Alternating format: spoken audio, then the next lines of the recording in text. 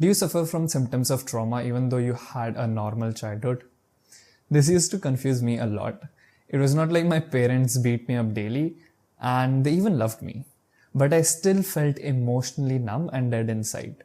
After 6 years of healing and research, I realized this stemmed not from trauma but neglect. Today I want to share the subtle difference between the two and the 5 signs that you experience childhood emotional neglect that most people miss. If you want to understand exactly how much neglect you experience as a child, I've created this free tool that helps you with that. You just answer some questions and it gives you a score out of 100. I took it myself and was surprised by the results, so do check it out. Instead of telling you the key difference, let me show it to you. So there was this research experiment done in Harvard where daughters with their fathers were brought in a room and the fathers were playing with the daughters, having fun, interacting. And then, after a while, the researchers asked the fathers to turn away and have a completely still, emotionless face towards the daughter. The daughters immediately notice the difference and are devastated. They try to get back his attention. They try different things to get the father and the games back. But in only 3 minutes, they start getting really upset. They become uncomfortable and distressed. And as soon as the dads go back to their usual self, the babies settle down, feel comfortable and happy again. Now it was not like the fathers were beating or abusing their daughters to cause any trauma. Rather, they were not giving the daughters what is absolutely essential for a child's emotional well-being. And just the neglect of that need was incredibly distressing, just like you saw. So if only minutes of emotional neglect can cause such distress, imagine the impact of this kind of still face treatment by one or both of your parents over the first 18 years of your life. And neglect trauma is very dangerous. I, out of ignorance, used to think that I had no trauma because I didn't receive much blatant abuse or go to war. But neglect is like vitamin deficiency. Because it's the absence of something, it's difficult to remember missing the essential stuff from your meals or life. But as a teenager, I was completely uncharismatic because of my emotional illiteracy and numbness. So I thought there must be some piece of the puzzle that I am missing. That is when I started digging and discovered a whole new world of this hidden trauma. So how can you know whether you experience childhood emotional neglect? The same way vitamin deficiency shows up as weakness in your body, signs of neglect show up in your behavior. Here are 5 specific signs that show you experience neglect as a child. The first sign is about who you are at your core.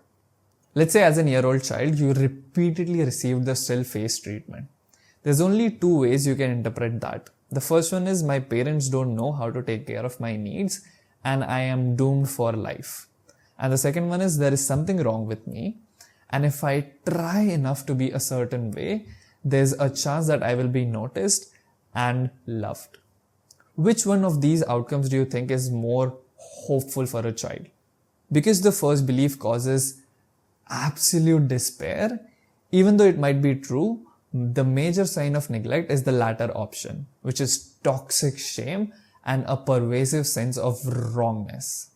Like no matter what you do, how much you achieve out there, in here, you always feel like you have a sense of defectiveness.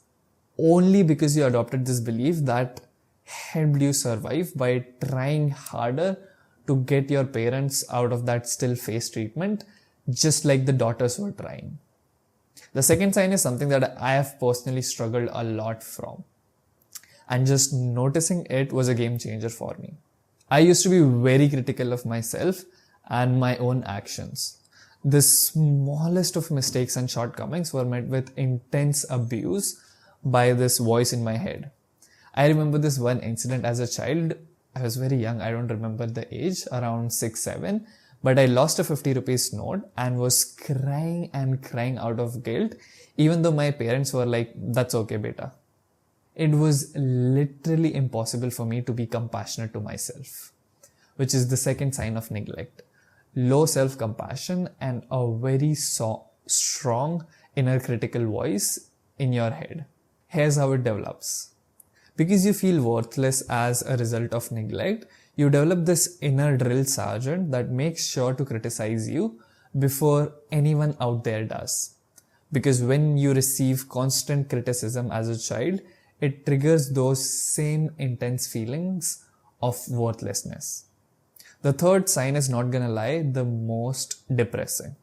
So last New Year, I was in Dubai and everyone in my family was going to watch the fireworks that people all over the world are crazy for. And even though everyone was insisting that I join them, I instead chose to stay at home and journaled. Now, something like this could be motivated by a genuine choice based on values, or the third sign, which is compulsive loneliness. I don't think there's anything wrong with solitude, but when you compulsively avoid social situations and people, that is a sign of neglect. In my case, I'm going to be honest, it was a combination of the two.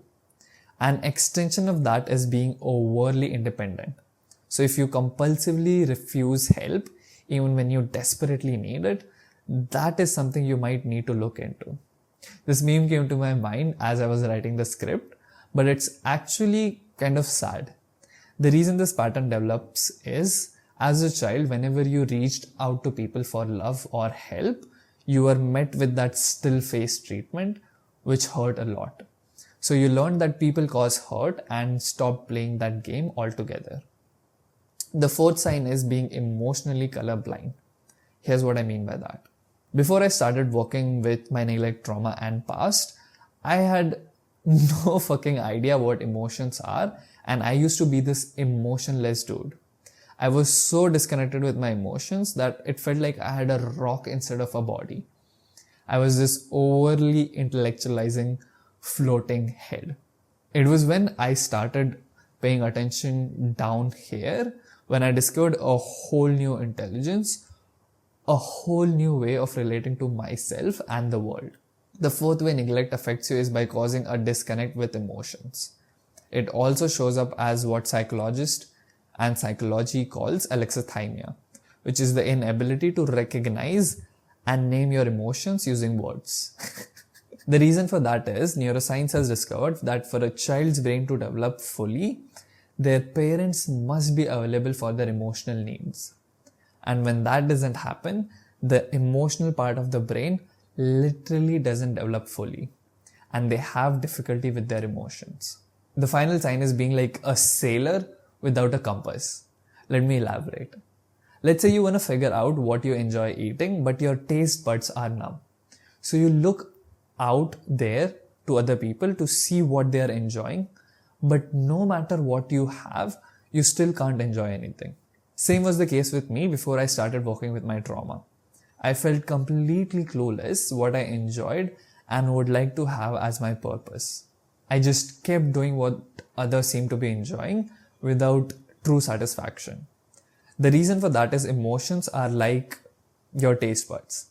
They tell you what your authentic self likes and dislikes. And when I was completely numb, I had nothing to tell me about my wants, needs, and desires, which is what the final sign of childhood emotional neglect is. A sense of emptiness and lack of purpose. Just like the solution to numb taste buds isn't to keep trying new stuff over and over again, rather to fix your taste buds, the solution to this emptiness is to unnumb your emotions by healing neglect trauma. If you want a complete system to do that, click here to watch this video next that I made after half a decade of research and healing neglect trauma.